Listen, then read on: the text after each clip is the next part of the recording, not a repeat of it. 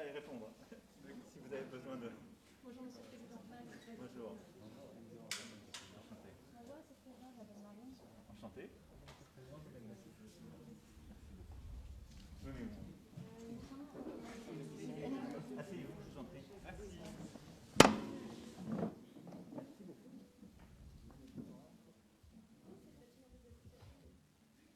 Alors, merci beaucoup d'être là. Il faut prendre un... Merci beaucoup. Pardon de vous avoir fait attendre. On était à quelques encablures d'ici sur la stratégie quantique. Et je voulais en effet qu'on prenne le temps d'échanger très librement pour parler de la situation aujourd'hui dans les universités et plus largement la vôtre. Donc, moi, j'ai envie de dire, je suis là pour à la fois écouter tout ce que vous avez à me dire, essayer de répondre aussi si vous avez des questions ou des propositions, et qu'on essaie de bâtir un peu des solutions ensemble, parce qu'on est dans une crise dont je pense vous connaissez à peu près tout. S'il y a des questions, je peux aussi y répondre. Voilà. Mais ma volonté, c'était qu'il y ait une discussion le plus franc possible, quoi. Donc n'ayez pas de tabou, soyez très direct avec la ministre, avec moi, pour que s'il y a des choses qui vous paraissent devoir bouger, qui ne sont pas compréhensibles à vos yeux, des préoccupations qui sont pas couvertes, enfin, voilà, de manière très libre, qu'on puisse parler ensemble de ce qu'est ce moment que la nation entière traverse et ce que ça implique pour vous. J'avais eu l'occasion de dire il y a quelques mois, pas facile d'avoir 20 ans en 2020. Je ne suis pas sûr que ce soit infiniment plus simple en 2021. Et quand je dis ça, ce ne sont pas que des mots. Donc, je considère que j'ai aussi un devoir à l'égard de vos générations, quoi. Qui est-ce qui se lance ? Eh bien, c'est moi. Donc, rebonjour Monsieur le Président, rebonjour Madame la Ministre et bonjour à tous. Merci d'avoir pris ce temps pour échanger avec nos étudiants. Donc, je ne me suis pas présenté, je crois, aux caméras. Donc, bonjour. Gaël Dupire, je suis l'étudiant vice-président de l'Université Paris-Saclay. Vous le savez, vous l'avez dit, la situation est difficile pour tous. C'est vrai qu'à l'université particulièrement, au début de la crise, les services du Crous et de l'université se sont mobilisés extrêmement rapidement pour tenter d'amortir le choc. Mais on voit bien qu'aujourd'hui, ça ne suffit plus. Donc, on est là pour en parler effectivement avec vous. Et je vous remercie une nouvelle fois. Donc, on va peut-être commencer par le sujet qui est le plus abordé aujourd'hui, qui est celui de la précarité étudiante. Donc, peut-être Vanessa ou Baptiste aimeraient commencer, ou Enzo.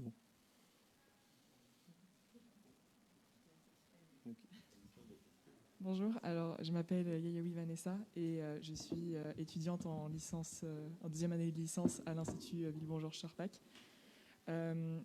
Du coup, avec beaucoup de camarades, en fait, on est logé en résidence étudiante. En temps normal, on va dire qu'il n'y a aucun problème avec ça, c'est plutôt sympa. Mais là, en ce moment, c'est assez compliqué, on va dire, avec la crise sanitaire.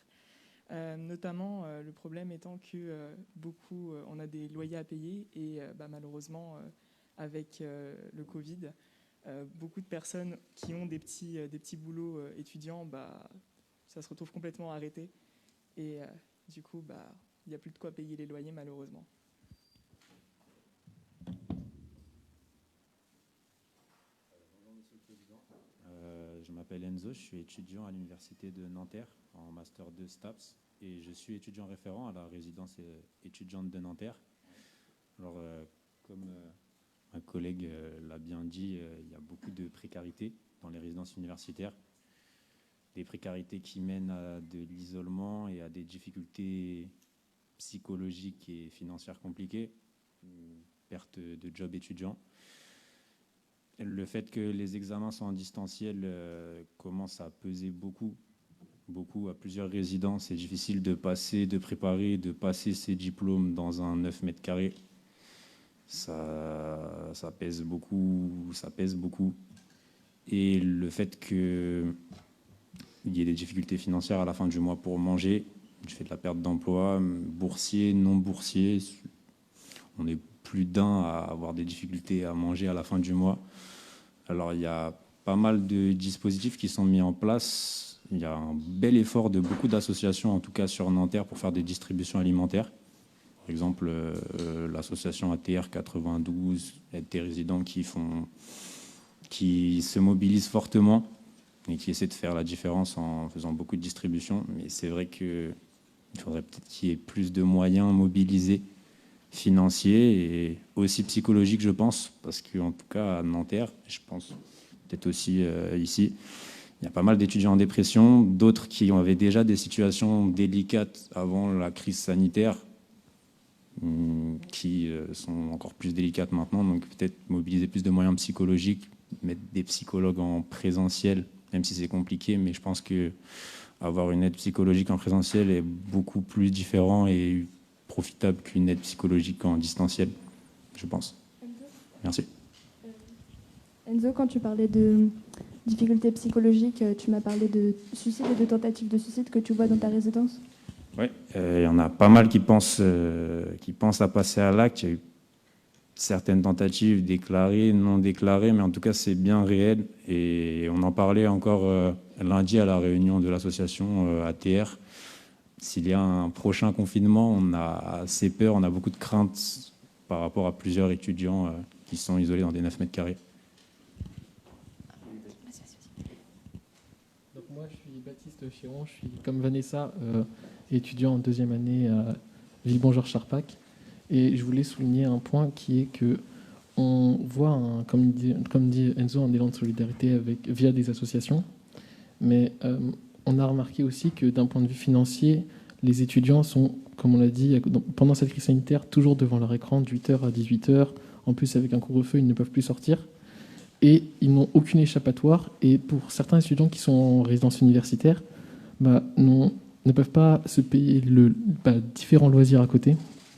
Et sont juste plongés dans leurs cours et n'ont aucun échappatoire pour peut-être aller mieux et tout. Et c'est aussi ça, je pense, qui peut mener à des possibles tentatives de suicide ou au moins à y penser. Et donc je pense qu'il faudrait aussi aider financièrement juste pour qu'ils puissent penser à autre chose que les études. En plus, avec le décrochage scolaire, avec le distanciel, quand on est tout seul en CTU, ça aide pas. Donc il faudrait aussi les aider en termes de loisirs et de pouvoir qu'ils puissent se divertir à la place de se sentir seuls, isolés, quoi. Je me permets d'intervenir. Alors, bonjour, je m'appelle Marie, je suis étudiante en droit. La précarité étudiante a toujours existé, même avant la crise sanitaire, mais il est vrai que la crise sanitaire a malheureusement aggravé la situation, comme on l'a dit, avec des pertes de stage, des pertes d'emploi.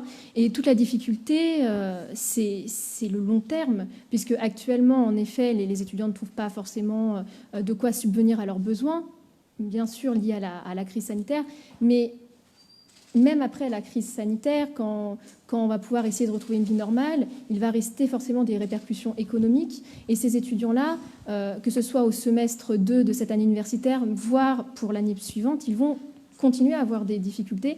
Alors les associations étudiantes aident, les épiceries solidaires étudiantes aident, les universités aident aussi beaucoup avec les dispositifs qui ont été mis en place, mais il reste la question de comment peut-on les aider encore plus, comment peut-on les aider à poursuivre leur scolarité pour les années à venir dans des conditions normales et vraiment efficaces pour qu'ils puissent vraiment s'épanouir dans leurs études.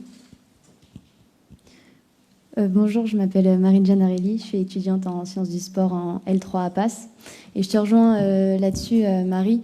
Donc, je tenais vraiment à souligner les aides étudiantes, donc d'ailleurs pour les boursiers, avec les repas à 1 € du Crous, l'aide supplémentaire de 150 €.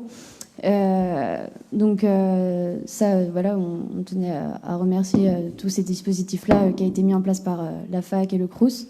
Moi, j'avais peut-être une question pour les non-boursiers et les personnes justement qui ont perdu ces jobs étudiants, que ce soit restaurateurs, des étudiants qui travaillent dans les cinémas par exemple. Est-ce qu'il va exister une aide financière pour les non-boursiers parce que je connais des amis qui ne bénéficient pas de la bourse et qui ont des parents par exemple séparés et qui ont perdu en même temps ces jobs.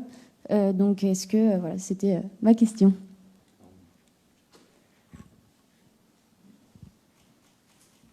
Et excusez-moi, oui, il y a aussi l'épicerie, en tout cas à l'université Paris-Saclay. L'épicerie de Lago Rae, c'est une épicerie solidaire. Donc ça aussi, elle fonctionne toujours. Voilà. Et du coup, c'est vraiment un dispositif, je pense, qui est essentiel. Après, par rapport à la filière STAPS, donc plutôt sciences du sport, peut-être que les étudiants sont quand même en demande d'aide de matériel sportif Par exemple, on pratique différentes activités physiques et sportives. Et donc, du coup, par rapport à ces... Voilà, peut-être apporter plus une aide, en tout cas dans cette filière. Peut-être sur cette même thématique, peut-être, comme tout le monde va avoir les questions, et que je vous répondrai. S'il y a sur les sujets de précarité, de quotidien d'aide. Oui, ici on est à l'université Paris-Saclay, mais les autres universités aussi ont besoin qu'on leur laisse la parole et qu'on leur...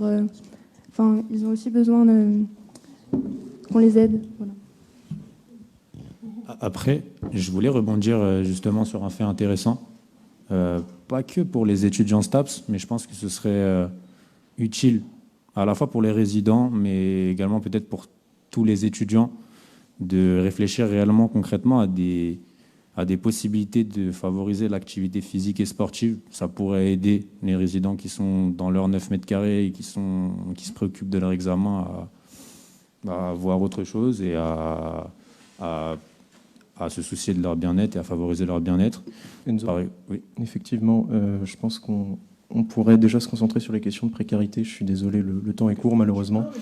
Ça fait quand même beaucoup d'informations d'un coup, donc peut-être si vous avez une réponse à apporter sur les différents dispositifs qui sont envisagés ou déjà mis en place, Madame la Ministre, Monsieur le Président. Alors, merci beaucoup d'abord pour ce que vous avez dit, et j'essaie de revenir là-dessus. Premier point, je ne vais pas vous mentir, on reste dans une période d'incertitude. Et donc vous parliez du sport, de reprendre le sport, etc. La vraie difficulté qu'on a, c'est que je ne sais pas vous dire avec certitude dans 15 jours comment l'épidémie va évoluer et quelles sont les contraintes qu'elle portera sur la vie sociale. Donc, on doit donc rentrer dans une stratégie collectivement où on doit se dire, ce que ça fait plusieurs mois d'ailleurs que je le répète, mais jusqu'à l'été, on va devoir vivre avec ces contraintes. Mais donc en même temps, ça veut dire qu'on doit construire une stratégie un peu résiliente, on dit, pour que ce soit soutenable. Et là, on voit bien qu'il y a des choses qui sont insupportables, donc il faut une réponse d'urgence. Et pour essayer de vous donner un peu le tunnel, je pense que, en gros, pour moi, l'objectif avec les ministres, c'est que vous ayez un deuxième semestre où on tire tous les enseignements, en quelque sorte, de ce qu'on a vécu lors du premier semestre. On y reviendra après, si vous voulez revenir sur les sujets d'organisation de cours, mais où vous avez eu un peu le stop and go, je dirais, une rentrée quasi normale, et puis d'un seul coup l'arrêt, et puis les partiels, avec toutes les difficultés que vous venez de serrer. Donc on arrive à répondre à ça, mais on aura un deuxième semestre avec le virus et quand même beaucoup de contraintes. Il faut être lucide. Et pour moi, l'objectif collectif, c'est qu'on puisse envisager la rentrée de l'année prochaine dans un pays où quand même, normalement, on aura réussi en Europe à freiner les choses et à vacciner. Donc le retour à la normale et sur beaucoup de choses ne peut pas être envisageable au deuxième semestre. Ça, c'est le premier point. Le deuxième, vous l'avez dit, l'un des premiers impacts pour les étudiants, c'était vous menez ça, c'est sur les petits boulots.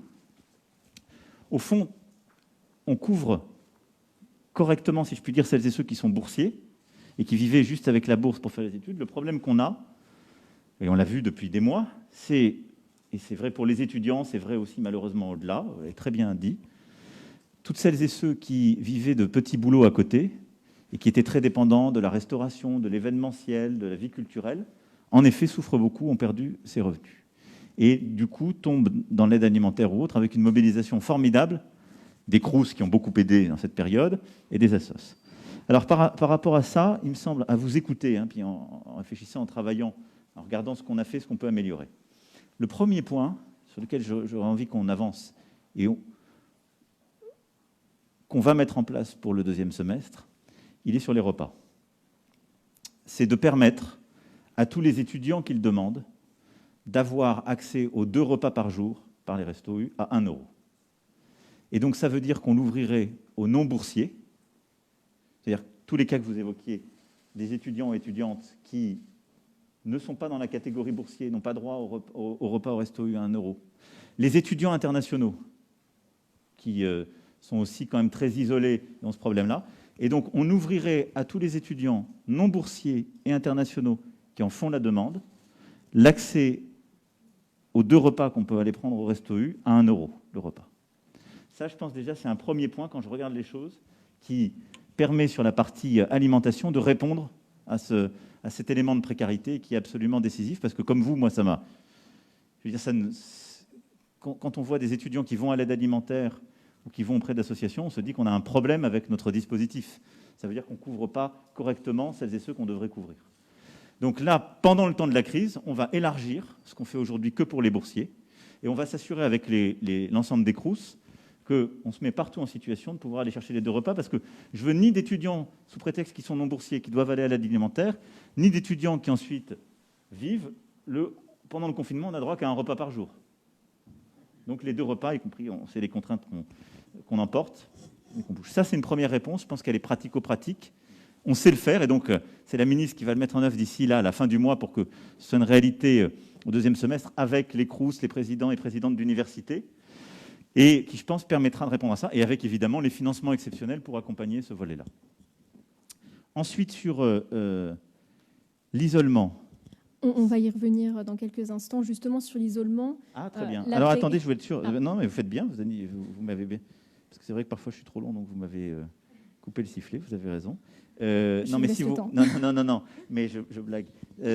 Donc si vous revenez sur isolement, tentative de suicide. Etc. Tout de suite. Ok, donc je ne réponds pas à ça. Quand même, j'ai entendu ce qui a été dit plus largement sur précarité, et vous avez raison.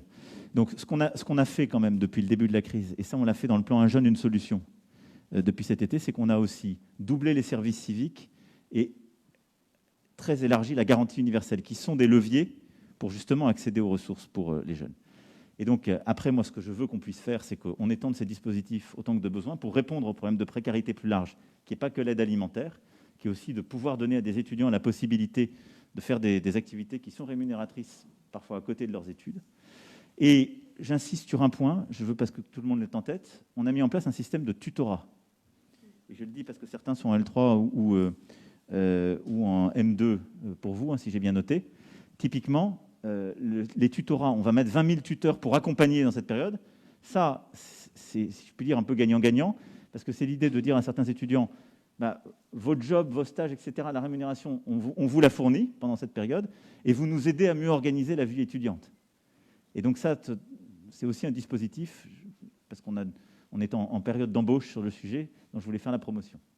Merci, Monsieur le Président. Alors, vous commenciez à évoquer l'isolement social. En effet, outre la précarité, les étudiants sont de plus en plus confrontés à des problèmes psychologiques, à un isolement social, notamment pour les étudiants qui sont seuls dans leur résidence CROUS, mais aussi pour des étudiants qui vivent encore chez leur famille.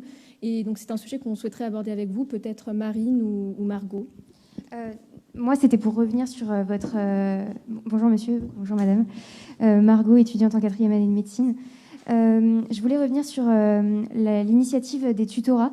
Je suis ancienne présidente du tutorat santé Paris-Saclay. Donc c'est une super initiative de mettre en place des tutorats dans toutes les filières, parce que ce n'est pas encore le cas aujourd'hui. Maintenant, ce qu'on peut aussi demander, nous, c'est que notamment en santé, on a déjà des tutorats qui fonctionnent très très bien par le bénévolat. Et finalement, organiser 2 types de tutorats en même temps, ça peut donner un esprit de compétition avec certains tuteurs rémunérés, d'autres non, alors qu'il faudrait allier nos forces pour faire un plus beau geste. Donc voilà, si c'était possible aussi d'aider les étudiants, les associations étudiantes qui existent déjà et qui font déjà du tutorat, ce serait aussi très bien. Et Margot, dans le cadre de ton cursus, est-ce que tu as été tu as été en contact avec des étudiants qui étaient dans des situations difficiles en termes psychologiques ? Oui, bien sûr. Actuellement, je suis en stage en psychiatrie. Donc, la réalité, c'est qu'aujourd'hui, on se rend compte, d'après les psychiatres qui travaillent avec moi, je ne vais pas rentrer dans ce sujet-là tout seul, mais que le taux de dépression, le taux de suicide augmente beaucoup, chez les étudiants notamment. Pas toute la population en général, mais aussi les étudiants en santé aussi. Et dans notre université, dans notre faculté, on peut recevoir des mails assez alarmants d'étudiants anonymes ou non, mais qui expriment leur colère ou leur désarroi. Et voilà, c'est difficile. On a envie de les aider et on n'a pas forcément toutes les cartes en main pour le faire à notre niveau. Donc oui, c'est une réalité aujourd'hui. Justement, je te rejoins là-dessus, Margot, pour l'isolement social et du coup, toujours avec l'aide de l'université, il y a eu un dispositif à côté des tutorats, c'est des missions étudiantes pour la vie étudiante. Donc en fait, les étudiants ils seront rémunérés pour justement garder ce contact social avec les étudiants qui souffrent d'isolement, de cet isolement social. Donc franchement, c'est une très belle initiative et on espère que ça va vraiment bien fonctionner et que ça va aider beaucoup d'étudiants. Cependant, je voulais juste, étant présidente du BDE STAPS Orsay, on a beaucoup de retours d'étudiants, notamment avec, il y a eu un questionnaire qui a été fait par l'Association nationale des étudiants en STAPS. Ils ont recueilli 2300 réponses à peu près, et sur ce chiffre-là, il y a eu quand même 2000 étudiants qui ont présenté des troubles du stress, de l'anxiété par rapport à la suite un peu de la continuité pédagogique. Et même si ça représente peut-être pas tous les étudiants, je pense que c'est quand même significatif. Je me permets également de faire une remarque. Les étudiants en fait, qui ont des cours en distanciel, notamment, on en parlera un peu plus tard, mais ça joue beaucoup dans l'isolement social, puisque de 9h à 18h, ils sont en cours devant leur ordinateur principalement, ce qui ne laisse pas beaucoup de temps pour les contacts sociaux qui d'habitude se faisaient à l'interclasse ou quelque chose comme ça. Il y a aussi le cas particulier des étudiants qui ont un concours à passer, peut-être. Je vais laisser Irina prendre la parole sur ce sujet. Bonjour, Monsieur le Président, Madame la Ministre. Donc, je me présente Irina, je suis étudiante en pharmacie et présidente de l'association des étudiants de pharmacie de Châtenay-Malabry. Donc oui, nous, ce qu'on voit, c'est du coup les étudiants qui préparent du coup la PASS et la LAS, donc avec la réforme qui est en train de se mettre en place. Donc il y avait déjà des soucis avant la Covid par rapport à cette réforme, parce que les étudiants arrivent et ils sont perdus. Et nous, on ne peut pas trop les aider parce qu'on est aussi perdus qu'eux, parce que on n'a pas connu ce qu'eux, ils connaissent. Et avec la crise, ils se retrouvent à avoir aucune idée de ce qu'ils peuvent faire. Les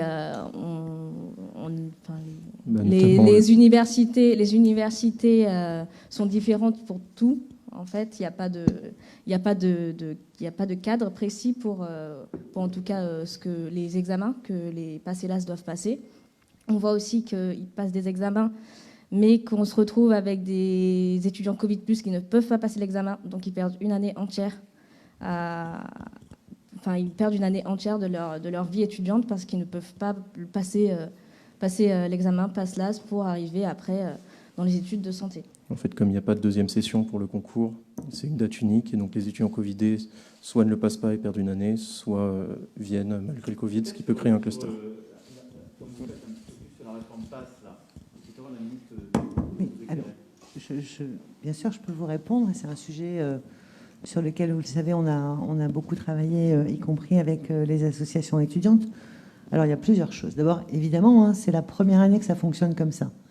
Donc, c'est normal, chaque fois qu'il y a quelque chose qui change, pour aller vers le mieux quand même, puisque c'est quand même la suppression du numerus clausus, la suppression de la PACES, la suppression du tout concours QCM. Oui, c'est nouveau, et donc ça génère du stress dès que c'est nouveau. Donc, la règle, elle est simple, et c'est la même pour toutes les universités. Après, la façon dont les universités l'organisent est différente. C'est que vous pouvez accéder à la deuxième année des études de santé au sens large par deux voies différentes. Une voie où vous avez en majeur, si je puis dire, des formations médicales, mais des mineurs qui vous permettent, si vous validez votre année, mais que vous n'êtes pas suffisamment bien classé, de pouvoir continuer dans vos mineurs. Et la réciproque est vraie aussi. Vous pouvez avoir une majeure droit et une mineure santé et pouvoir continuer en droit ou, en fonction de vos résultats, aller en santé. Les épreuves de santé, certaines d'entre elles, restent sous forme de concours. Et donc, pour les concours, la règle, c'est la même pour tous les concours. Ce n'est pas que les concours des formations de santé. C'est qu'on ne peut pas refaire passer un concours. Par définition, un concours, c'est une fois. Donc, comme les étudiants qui se seraient cassé une jambe, ou comme les étudiants qui auraient eu un problème pour venir le jour du concours, on vous redonne la possibilité de passer 2 fois le concours. C'est-à-dire on ne compte pas l'année de formation. Vous le savez aussi bien que moi, de façon générale, c'est assez rare qu'on réussisse ce genre de concours dès la première année. Ce qui est important, c'est qu'on vous redonne vos 2 chances, et c'est le cas. Voilà. Si par hasard, ça ne se passe pas comme ça, là, par contre, prévenez-moi. Mais les retours que j'ai, c'est que ça se passe comme ça partout. Et après, les organisations sont différentes. Moi, c'est Martin Ray. Je suis étudiant à l'Université Paris-Saclay dans un DU3R. C'est un diplôme qui s'occupe de la réorientation. Du coup, moi, l'année précédente, j'étais en PACES sur Tours. Et en fait, je voudrais parler des concours examens. Ce qui s'est passé l'année dernière, c'est que mon concours a été retardé d'1 mois et demi. Et en fait, pour un étudiant qui rentre en PACES, il part du principe qu'à partir d'une certaine date, ce sera fini, quoi qu'il arrive. Et arrivé en mars, pendant le confinement, et qu'on nous dise qu'il nous rajoute 1 mois et demi de cours à cause du confinement et des profs qui n'ont pas pu assurer leurs cours, pour en avoir parlé à certains de mes camarades, ça a pourri l'année d'énormément d'étudiants, dont moi. Et du coup, je voudrais... là, je parle du concours, mais je pense que c'est un peu la même chose pour les examens qui se passent en présentiel, avec des étudiants qui ont eu des cours en distanciel. Le fait d'avoir ce changement brusque, ça donne beaucoup d'anxiété aux étudiants. Et je pense qu'il faut les préparer à ça plus. Merci Martin. Alors, il est vrai que les étudiants en PACES, comme tous les étudiants de France, connaissent des difficultés pédagogiques à cause de la crise sanitaire. Malheureusement, pour l'année universitaire en cours, les étudiants ont eu très peu de temps pour être en présentiel. Maintenant, tout est à peu près en distanciel, sauf si maintenant les plus jeunes étudiants peuvent parfois retrouver les bancs des salles de TD. Cette situation est d'autant plus difficile pour nos jeunes étudiants en première année qui ont eu déjà une année de terminale assez particulière et qui aujourd'hui arrivent dans le monde de l'enseignement supérieur. Ils ne connaissent pas le fonctionnement d'une université, ils ne se connaissent pas entre eux, ils ne connaissent pas leurs enseignants et ils se retrouvent face à un ordinateur sans pouvoir vraiment s'habituer à cette nouvelle vie. Et c'est notamment, par exemple, ce que vit Alice, qui est en première année de droit. Oui, bonjour, Alice Delabousse, en première année de droit, déléguée DL1. Oui, l'année dernière, j'ai passé mon bac en contrôle continu, donc devant un ordinateur. J'ai suivi mes cours quand même.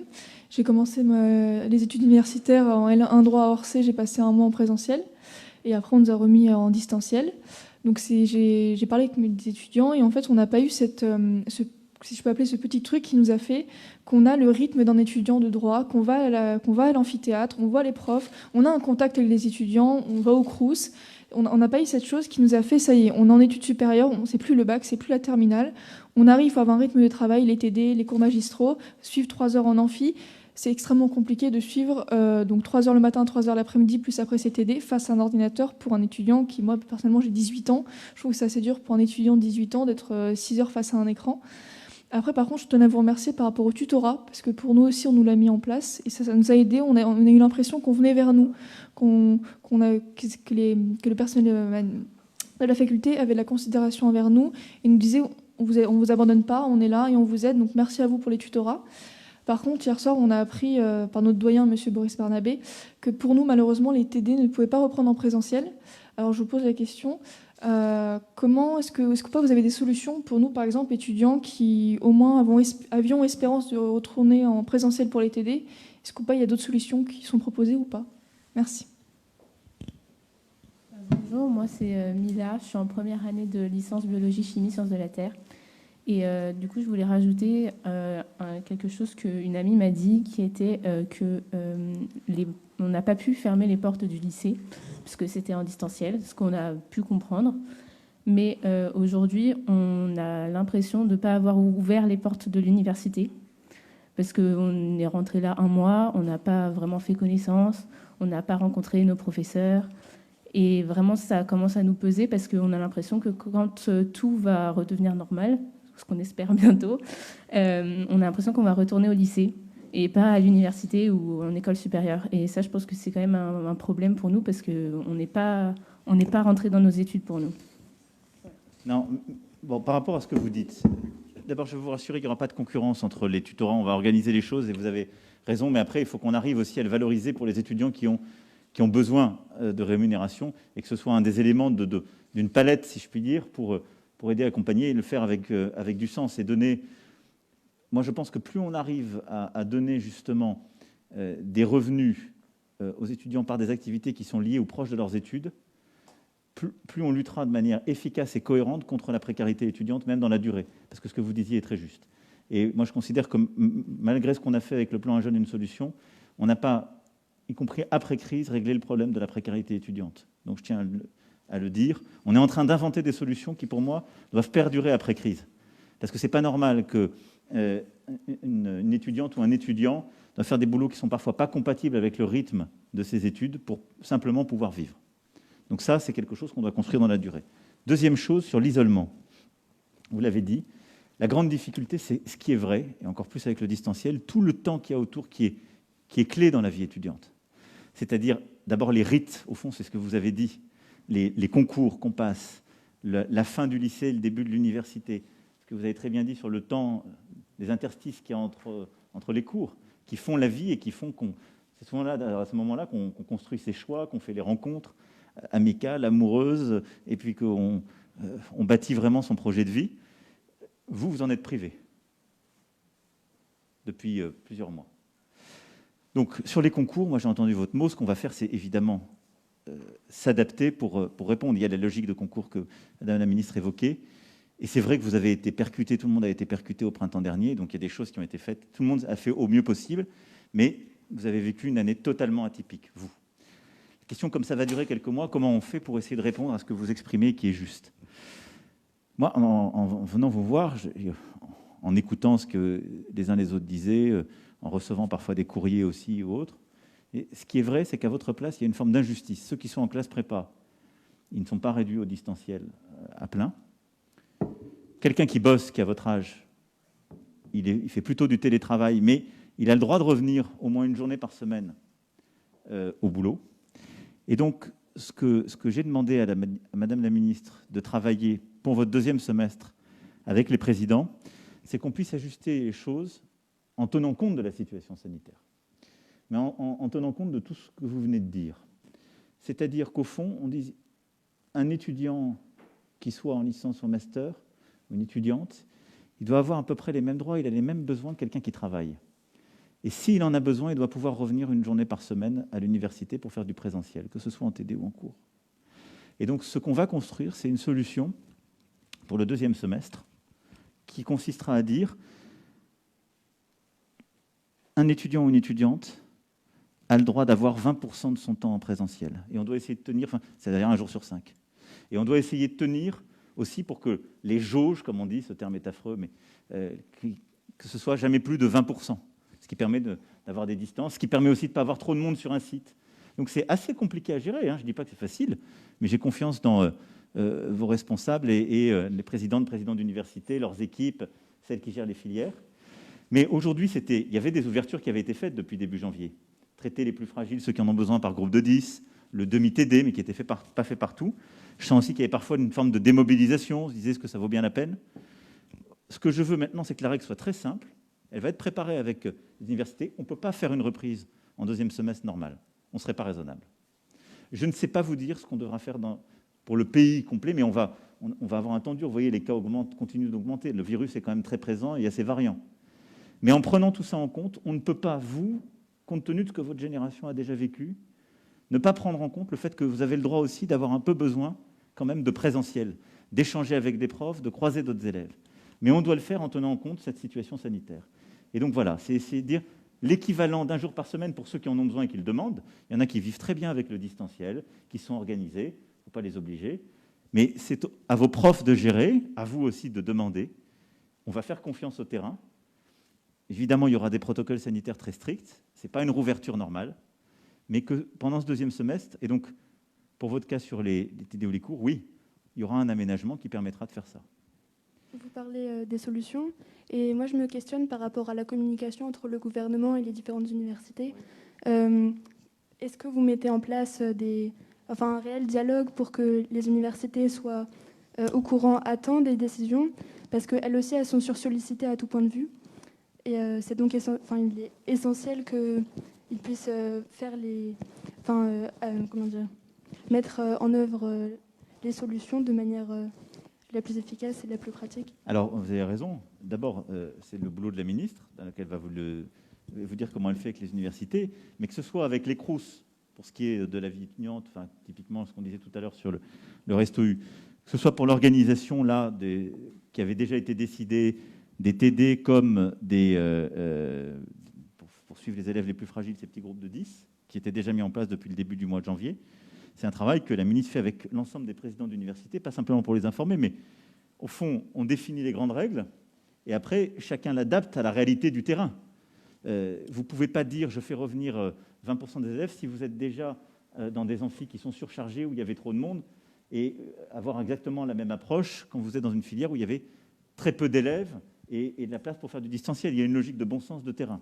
Donc oui, il y a une communication qui est permanente avec les présidents d'université. Et ce que je viens de dire là, ce n'est pas pour demain matin, c'est pour dans 15 jours.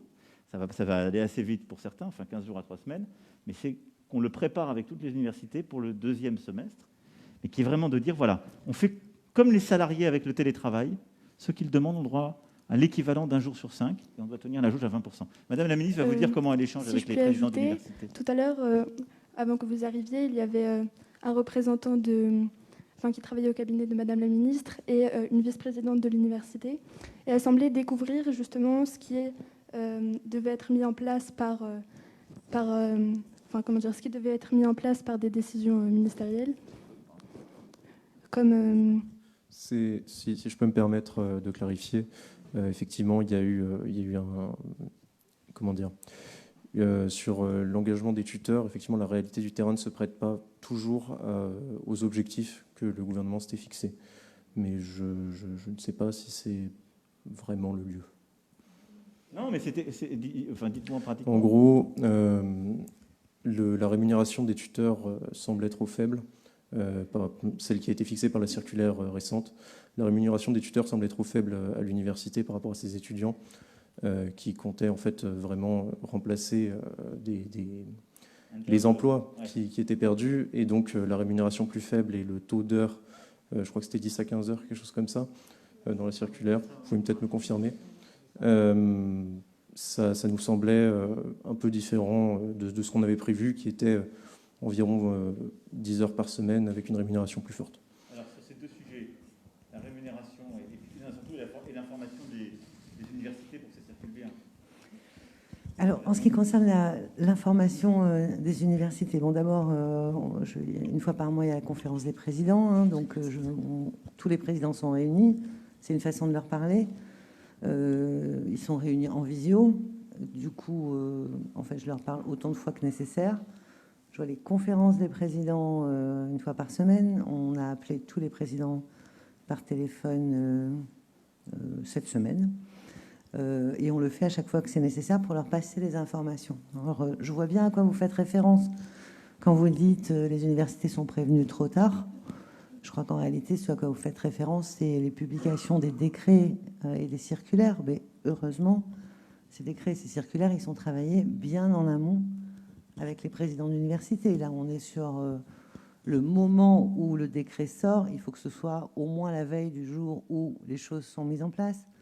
Mais heureusement, tout a été discuté en amont. Donc, par exemple, les reprises par groupe de 10, c'est une discussion qui a démarré au tout début du mois de décembre. Dans ces discussions, la demande était faite de pouvoir faire revenir au moins les premières années. Donc ça, c'est pareil, ce sont des choses qui se préparaient. Et puis là, j'ai bien entendu la demande du président. Donc si l'idée, c'est qu'on puisse faire revenir l'ensemble des étudiants sur l'ensemble des niveaux avec des jauges à 20% ou un cinquième de temps où les universités, ça par contre, je vais le leur dire et nous allons travailler ensemble à faire en sorte que ce soit possible parce qu'effectivement, c'était l'étape d'après, mais je pense que tout le monde sera ravi d'accélérer l'étape d'après parce que c'était quelque chose qui, je crois, a été extrêmement demandé. Ça, c'est la première chose. La deuxième chose concernant la rémunération des tuteurs et le nombre d'heures par semaine de tuteurs. Ce à quoi l'État s'est engagé, c'est à financer 20 000 emplois de tuteurs à 12 heures par semaine avec un taux dont je ne me rappelle plus, qui est le taux horaire de paiement des tuteurs classique dans les établissements. Si vos universités veulent payer plus leurs tuteurs, elles peuvent le faire. Par contre, on a fixé le minimum que nous finançons. Mais là, on se retrouve dans le contexte de l'autonomie des universités. On a des universités qui financent leurs tuteurs plus, qui leur demandent des choses différentes. Les remontées qu'on a, c'est que certaines universités vont faire uniquement du tutorat suivi et soutien de cours, d'autres qui vont faire du tutorat aussi animation de promotion, un peu comme délégué de classe ou référent de promo, justement pour maintenir le lien, pour faire en sorte que les étudiants eux-mêmes soient informés de tout. Mais vous savez, c'est très pyramidal, hein. Ça part, ça passe à l'étage d'en dessous, en dessous. Voilà. Et puis, dernière chose, alors là, c'est très pratico-pratique, hein. La Direction générale de l'enseignement supérieur a ouvert un chat avec l'ensemble des établissements et on répond à peu près à 1500 questions jour. Voilà. Merci Madame la Ministre. Alors, pour conclure sur le présentiel, de nombreux étudiants seront donc ravis de savoir qu'ils vont pouvoir revenir à minima sur leur campus pour pouvoir continuer leur cursus avec un peu plus de présentiel. Mais il ne faut pas oublier que le semestre 2 a déjà commencé, qu'il est même déjà bien entamé, puisque malheureusement, le semestre 2 se finit assez rapidement, dès la fin du mois d'avril. Et donc, les TD ont déjà commencé. Certains sont déjà à leur 2e TD sur 10. Donc, il ne faut pas que cette reprise en présentiel tarde trop, sinon elle n'aura pas vraiment d'effet pour les étudiants. Alors sur le calendrier, c'est extrêmement difficile en réalité de pouvoir affirmer les choses comme vous le faites, hein. Donc quand on a échangé avec les établissements, et même au sein des établissements, les différentes facultés, et au sein des facultés, les différents départements, moi j'ai des débuts d'année, des débuts de second semestre, pardon, qui s'échelonnent quelque part. Quelques-uns ont commencé dès le 11, très peu, je crois 3 établissements, enfin 3 formations. D'autres le 18, et le gros du démarrage du 2e semestre, c'est entre le 25 et le 7. Voilà. Et à partir de là, on étale 13 semaines. C'est important que vous l'ayez parce que voilà. le Donc cas que vous reflétez, je ne crois pas que ce soit le cas majoritaire. Donc ça doit aller vite pour ceux qui ont déjà commencé. Exactement. Vous avez raison. Mais ça doit aussi être bien fait parce que sinon on a le problème. Et donc vous voyez, j'attire votre attention. Vous voulez que ça aille très vite, mais vous voulez que l'information soit bonne et précise pour les acteurs de terrain. C'est normal, on est dans une crise, mais il faut qu'on soit tous co-dépositaires de la contrainte. Et donc on va bouger avec vous. Il faut que ce soit fait bien parce que si on part de l'autre côté, si je puis dire, et si en quelque sorte il y a trop de monde à nouveau, certains vont stresser d'une part, d'autres vont être contaminés et on retrouvera les problèmes qu'on a connus. Donc il faut qu'on arrive à bien le gérer. Je pense que ça peut se gérer très vite dans ceux qui ont déjà commencé le 2e semestre, si c'est fait avec beaucoup de pragmatisme. Et au fond, c'est la clarté d'une information qui est nationale, un pays de 66 millions d'habitants, et sa déclinaison dans chaque université, qui, elle, doit avoir beaucoup de souplesse parce qu'elle dépend de la réalité du terrain.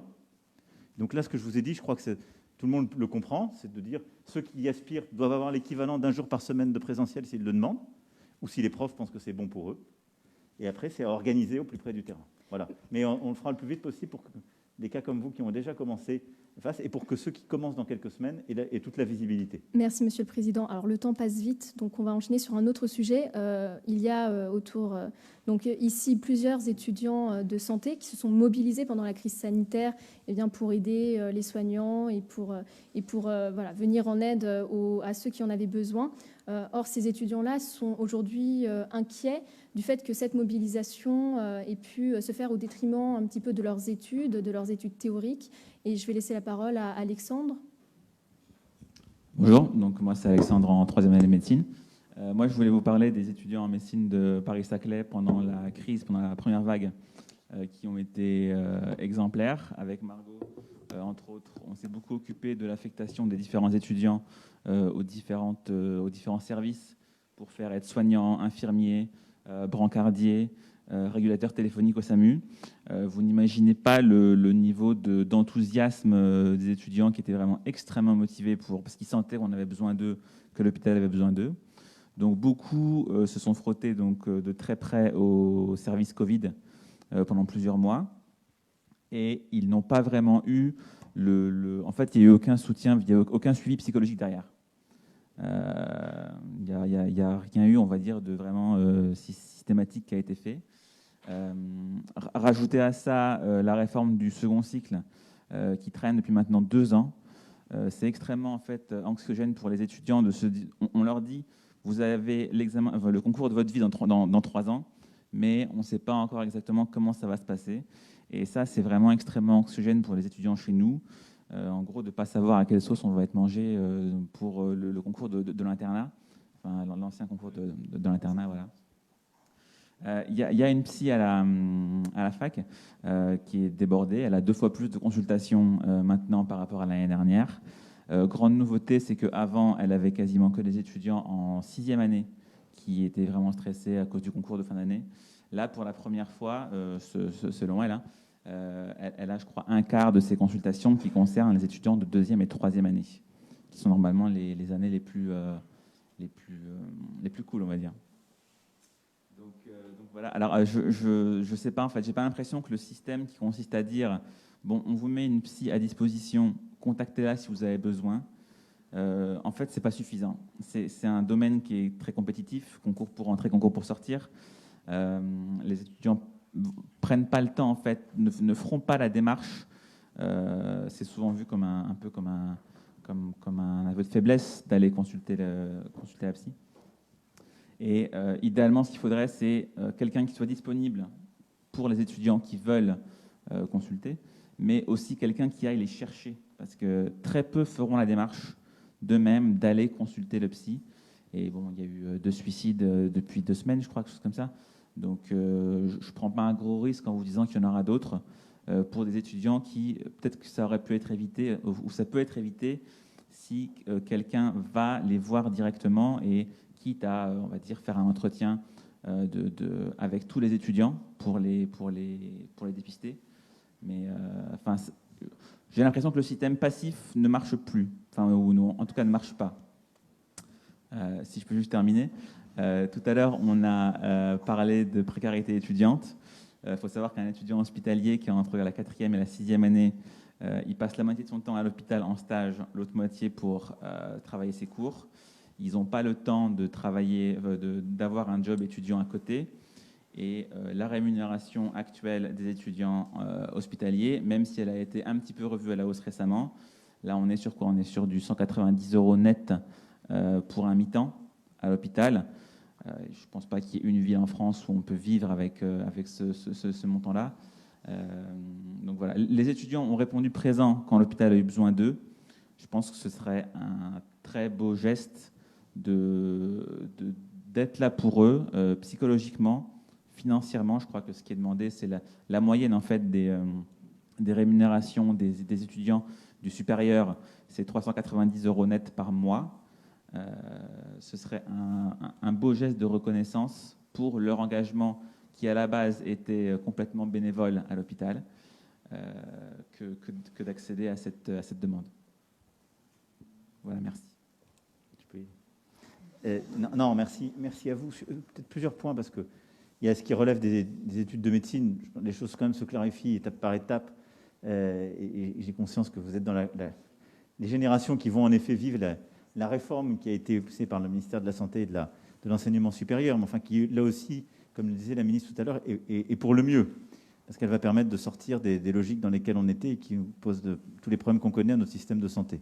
La deuxième chose, c'est que les étudiants ne sont pas oubliés dans le Ségur, donc il y a eu une première revalo, comme vous l'avez évoqué, des heures. Je suis tout à fait conscient que ce n'est pas suffisant, et l'idée, c'est qu'on puisse continuer justement à lutter là aussi contre cette insuffisante rémunération, et là-dessus, il y a un dialogue qui se poursuit, je vous ai bien entendu. Troisième point, moi je tiens beaucoup à ce que les engagements qui se sont faits dans votre année, dans ceux aussi qui parfois étaient plus âgés, je me souviens avoir vu dans les services d'urgence dès le mois de mars, que j'ai pu visiter des élèves de 6e année qui étaient à quelques mois de leur examen national classant, qui y passaient leur jour et leur nuit.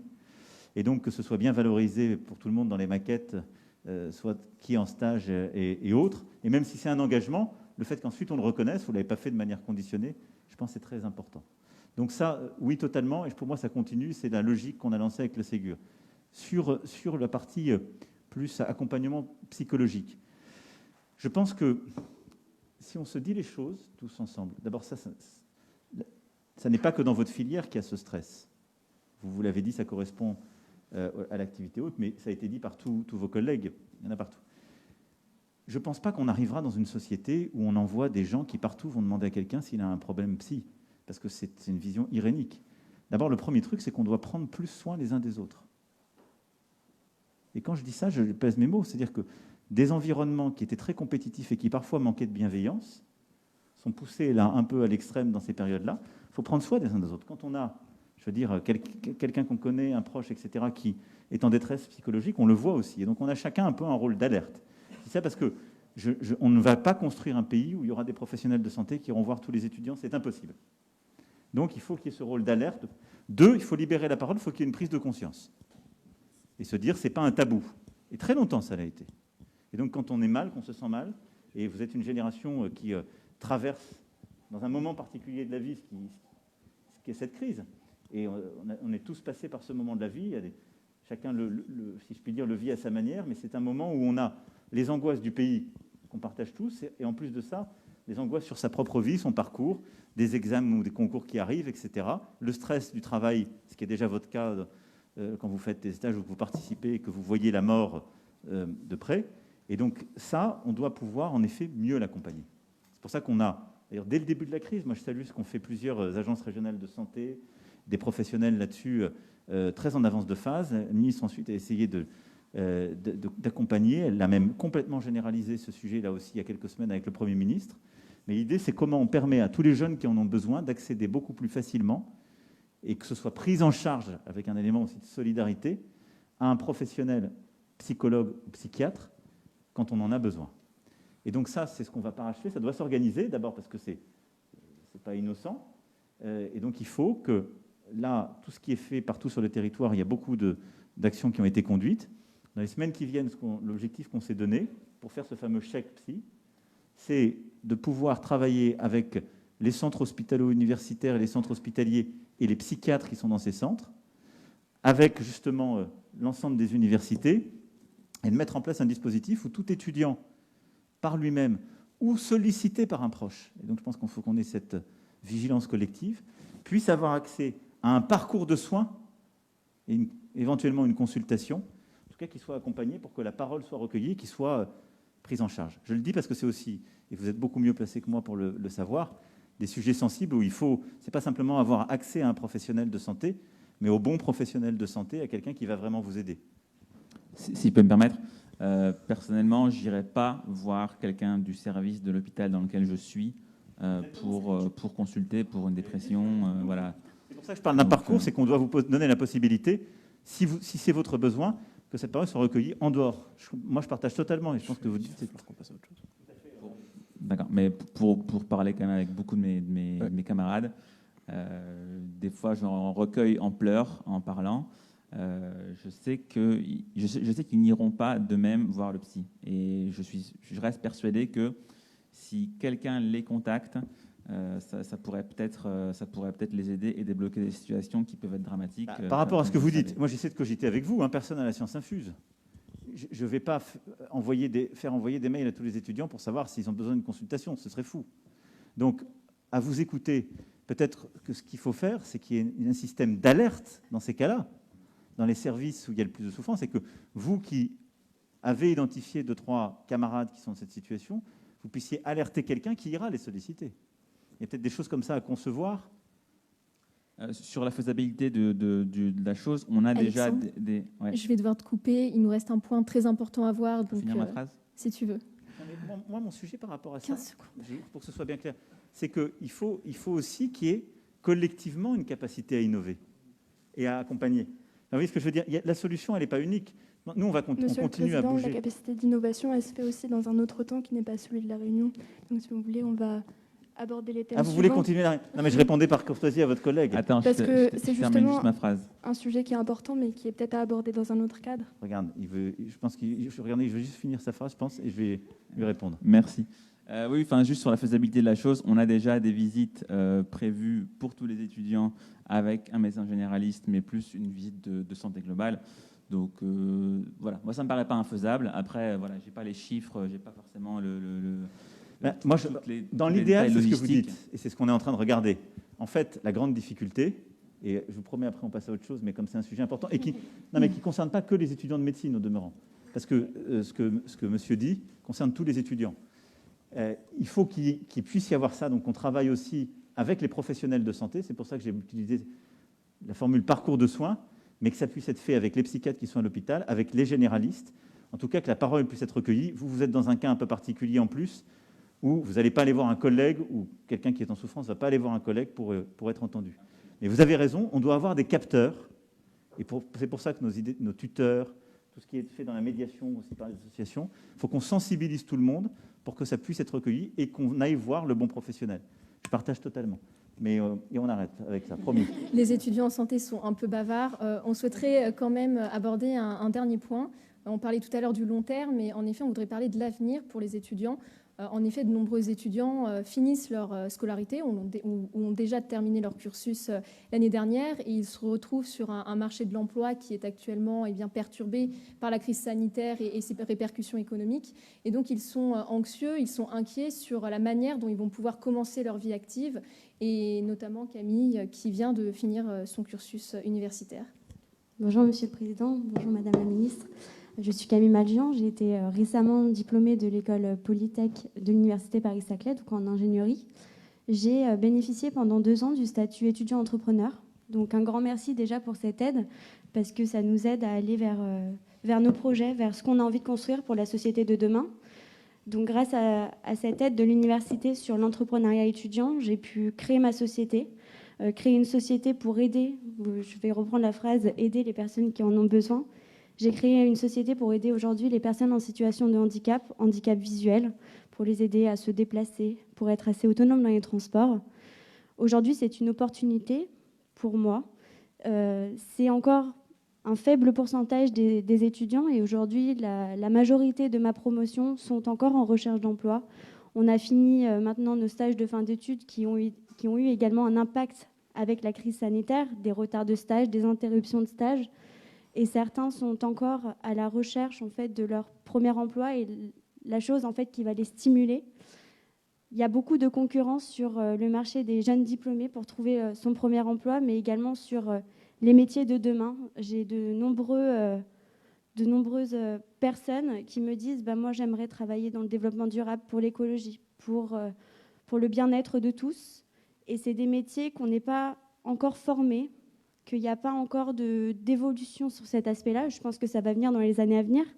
Mais les métiers de demain, est-ce qu'on peut parler des métiers de demain et qu'est-ce que va être le monde d'après, après cette crise sanitaire? Est-ce qu'il ne peut pas avoir d'autres innovations pour aider la planète et pour aider les personnes? J'aimerais rajouter un second thème à la volée, si possible. On a ici 2 étudiants qui sont en DU de réorientation.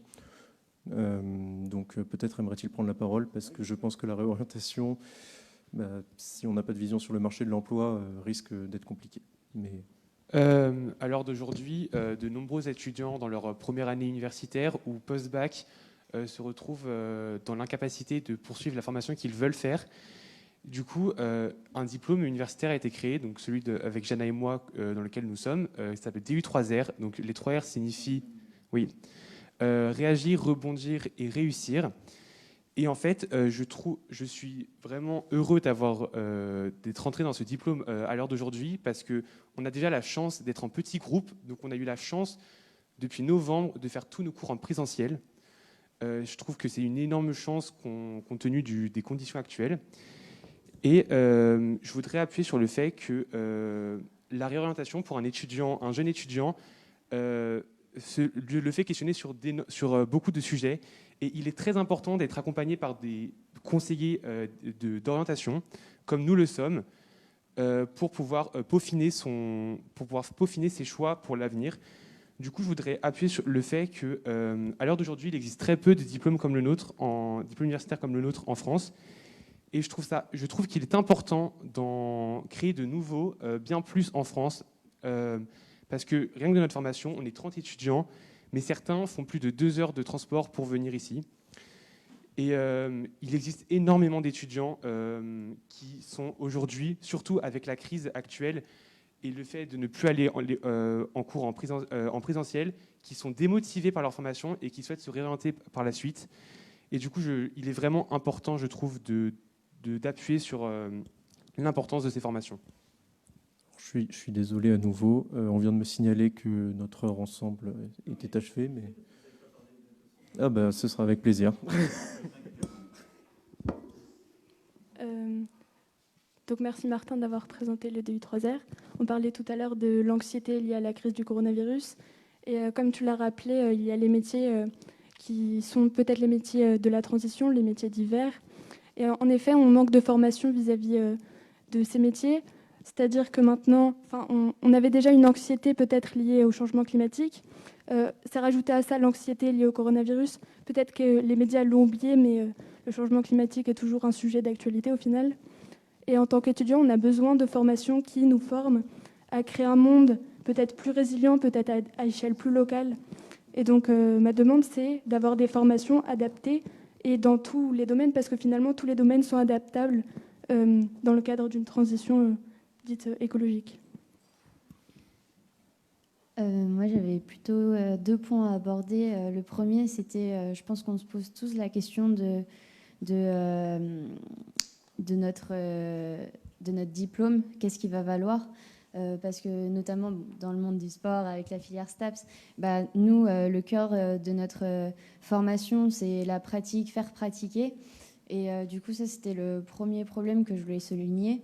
Et vous avez parlé du dispositif Un jeune, une solution, qui est un projet plutôt encourageant pour l'insertion professionnelle des jeunes.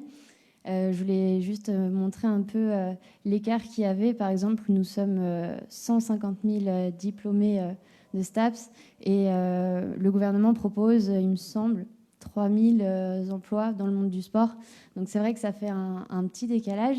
Et aussi, on a pas mal de problématiques dans l'insertion professionnelle, comme les places au CAPEPS qui restent encore assez faibles comparées à la demande. Donc je voulais porter plutôt ce message et j'espère qu'il y aura une belle évolution pour l'insertion professionnelle. Sur le dernier point, pour être clair, c'est normal que ce ne soit pas l'État qui propose tous les jobs, parce que sinon, on serait un pays où il n'y a que des fonctionnaires publics et il faut le payer avec les impôts. Il en faut, et on en a plus que d'autres, et c'est aussi une force du modèle français. Mais on a aussi une stratégie où le sport est beaucoup porté par les fédérations sportives, les associations.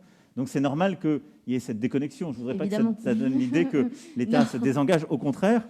Mais voilà. Après, la question, c'est comment vous donnez, quand vous vous engagez au début d'un cursus de formation, de la visibilité sur les débouchés.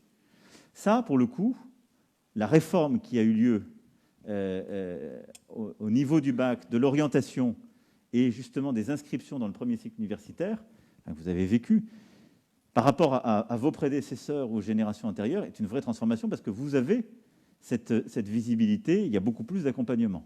Et d'ailleurs, on commence à le voir dans les chiffres du premier cycle, indépendamment de la crise. Donc ça, il faut continuer, vous donner tout au long de votre cursus, en effet, de la visibilité sur les débouchés. Deuxième chose, ce que vous avez très bien dit, comment on prépare les métiers d'avenir. D'abord, les métiers d'aujourd'hui continueront à exister pour beaucoup, en particulier ceux que vous avez évoqués.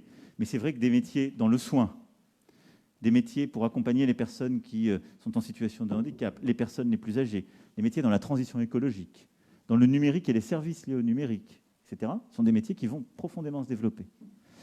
On est en train de développer les formations. La ministre pourra peut-être vous donner des chiffres, mais on développe beaucoup de formations sur ce sujet. Vous avez sans doute entendu parler du plan de relance et de France Relance avec ses 100 milliards. Il y a une part très importante qui est sur des formations. Tout à l'heure, j'annonçais le plan quantique. Il y a tout un volet formation où on va aussi former des jeunes, chercheurs ou non chercheurs, à s'intégrer dans cette filière d'avenir. Et on va le faire pour toutes les filières, avec aussi les industriels de ces filières qui montent parfois leur propre centre pour former ou reformer tout au long de la vie. Donc cette logique, c'est celle qu'on est en train... Alors, la question, c'est celle que d'ailleurs vous avez très bien dite tous les trois, qui est celle de l'information. Et comment cette information, on s'assure à chaque étape de la vie qu'elle permet d'aller aux étudiants. Et dans Un jeune, une solution sur la plateforme, il y a cette information qui vous permet de pivoter. Troisième sujet, moi je pense qu'une bonne manière aussi dans cette phase qui est d'entrer dans la vie professionnelle et de fin de diplôme, c'est d'utiliser au maximum l'apprentissage ou ces filières, qui a été très longtemps quelque chose qu'on n'a pas pris en France. On l'a beaucoup développé ces dernières années.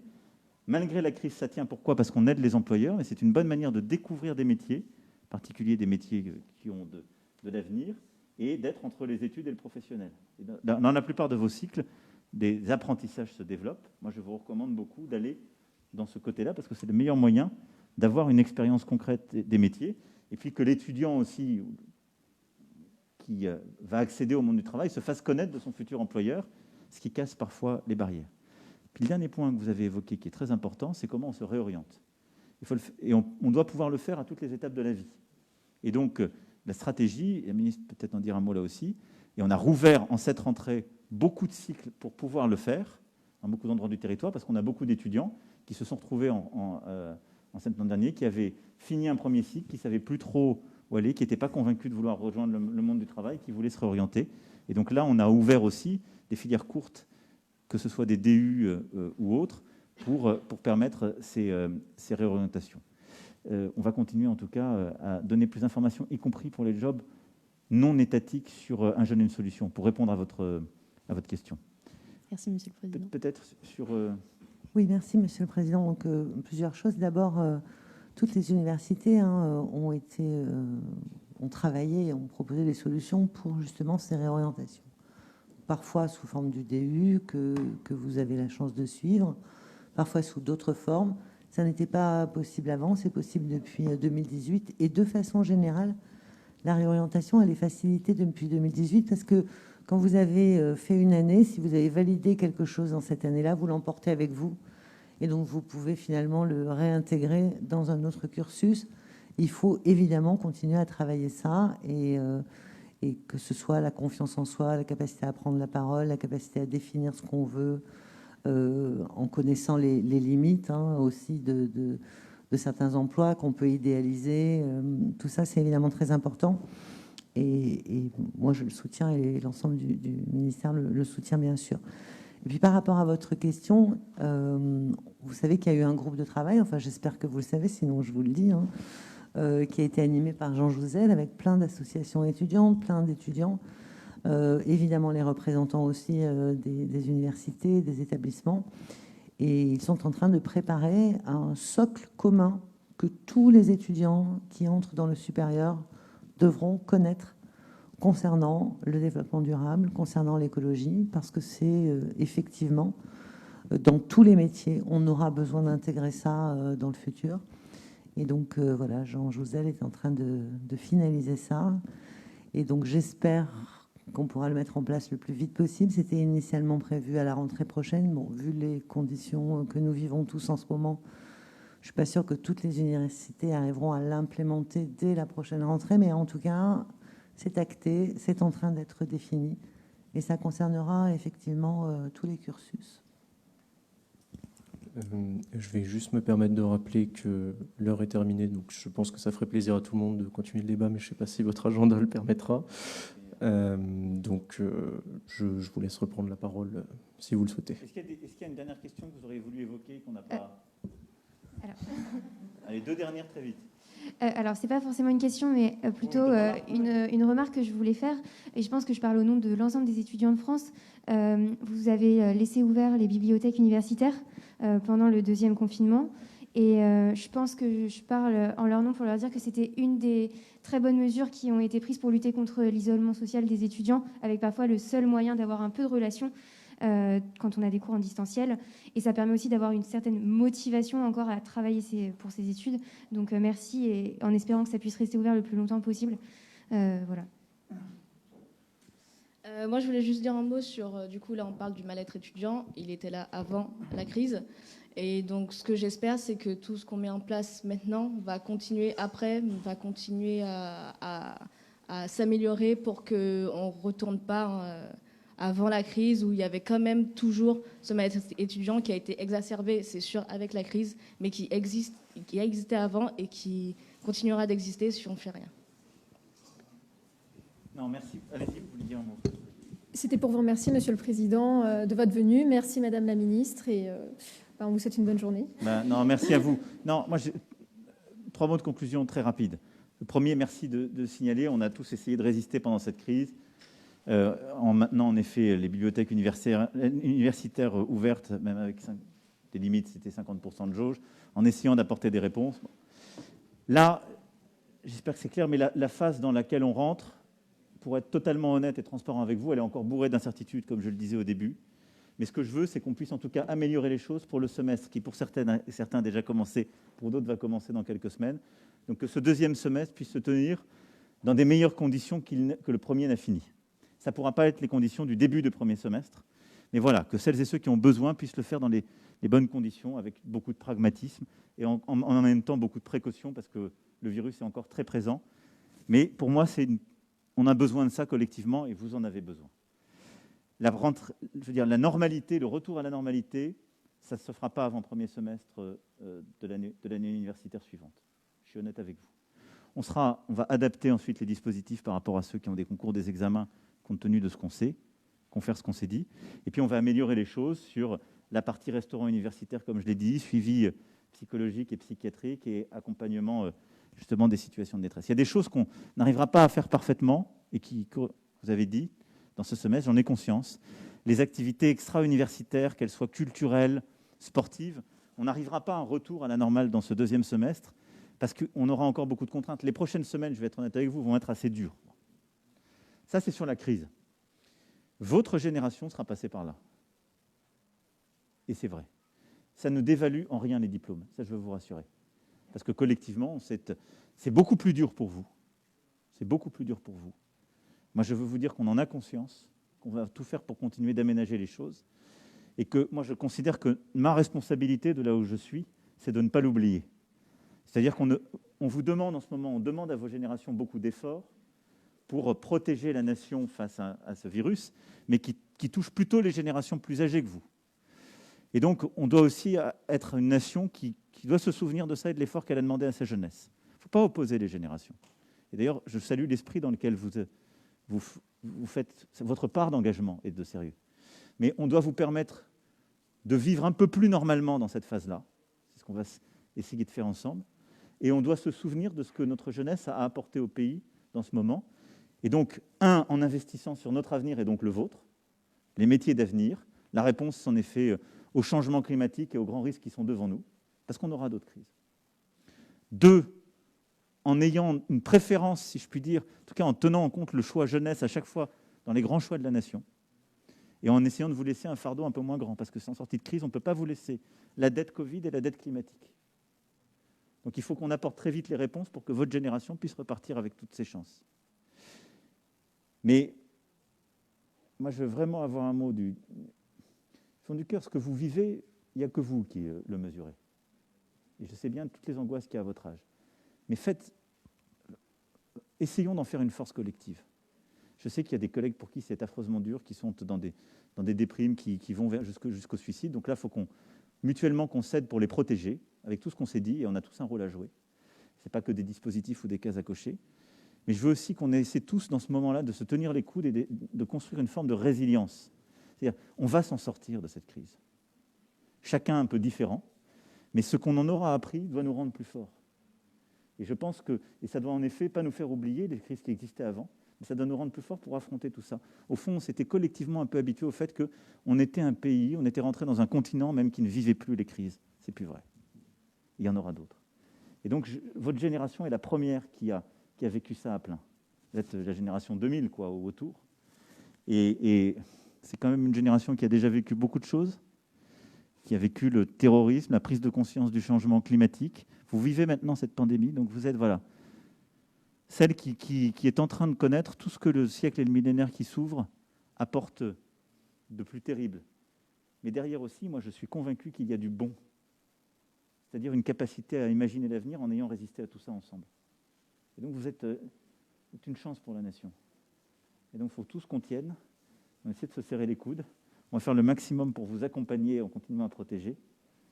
Les semaines qui viennent ne seront pas faciles, mais je veux qu'ensemble, on arrive à bâtir la suite. La suite. En tout cas, moi, je tiendrai ma part. C'est que dans les choix qu'on fait et qu'on fera, ce que la jeunesse a donné au pays, dans ses engagements professionnels ou dans les choix qu'on lui a parfois imposés, on ne l'oubliera pas. Voilà. Donc, merci à vous. Et courage. Et à travers vous, à tous les collègues. Merci pour ces mots qui résonneront, je pense, chez beaucoup d'entre nous. Merci monsieur, merci madame la ministre. Et par merci contre, je ne pourrais pas rouvrir tout de suite les bars. Je sais que c'était votre Ça, demande de ce matin. Très honnêtement, ça aurait été pratique. Je sais que mais c'était bon, votre c'est principal malheureux. challenge de la journée. Non, donc ça, on ne pourra pas le faire tout de suite. Je vais pas vous mentir. Ça, On attend faudra quelques tenir jours de encore un plus. peu.